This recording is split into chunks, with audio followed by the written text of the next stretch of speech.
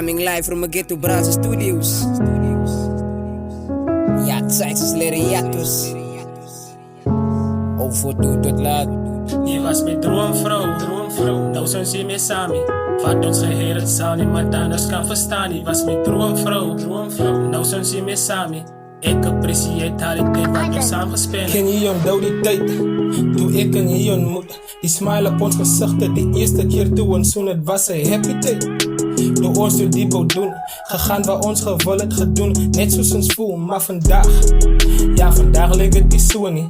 Als wat ons wil plannen, het is meer voor ons bedoel. Die situatie wat ons nou in is volleens van mijn troon nie. Omdat jij die ene was wat ik nooit zo wil verloren. Je was mijn droomvrouw. Nou zijn ze mee samen. Wat ons geheer het zal niemand anders kan verstaan. Je was mijn droomvrouw. Nou zijn ze mee samen. Ik apprecieer al die tijd wat ons samen gespeeld. Je was mijn droomvrouw. Nou zijn ze mee samen. Wat ons geheer het zal niemand anders kan verstaan. Je was mijn droomvrouw.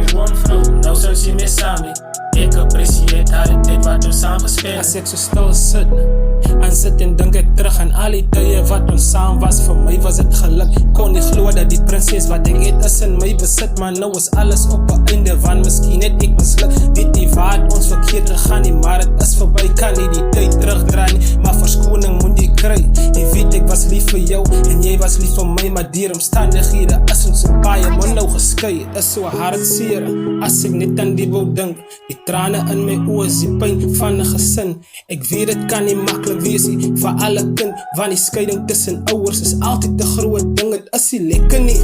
Dat speel als op mijn gevoelens. Mensen zal je verstaan nie, want die smile ik je bedoel het. Terwijl mijn hart van tranen is, moet ik nog buiten blink. Maar in mijn binnenkamer is waar ik eindelijk leen verdrink. Je was mijn droomvrouw.